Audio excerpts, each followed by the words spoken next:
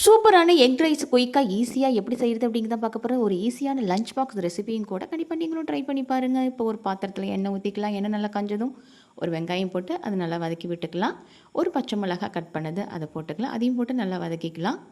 ஒரு 1/4 table spoon மஞ்சத்தூள், 1/4 table spoon garam masala, 1/4 table spoon மல்லித்தூள், 1/2 டேபிள் ஸ்பூன் மிளகாய்த்தூள், உப்பு போதுமான அளவு, ஒரு 1/4 டேபிள் ஸ்பூன் மிளகுத்தூள் போட்டுக்கலாம். 1/4 டேபிள் ஸ்பூன் ஜீரகத்தூள் போட்டு நல்லா வதக்கி விட்டுட்டு ஒரு 3 முட்டையை உடச்சி இது கூட நம்ம ஆட் பண்ணிக்கலாம். இதை நல்லா இந்த மாதிரி கிளறிக்கோங்க.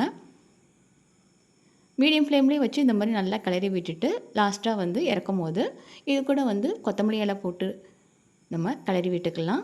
இப்போ சுட சுட சாத்து இது கூட நம்ம போட்டு இது லைட்டாக நம்ம கிளறி விட்டுக்கலாம். இது நல்லா கிளறி விட்டு நம்ம வந்து லஞ்ச் பாக்ஸ் ரெசிபி கூட நம்ம கொடுத்து விடலாம். குழந்தைங்க ரொம்பவே நல்லா சாப்பிட்டு வருவாங்க. நீங்களும் இந்த மாதிரி ட்ரை பண்ணி பாருங்கள் எப்படி இருக்குது அப்படிங்கிறத சொல்லுங்கள்.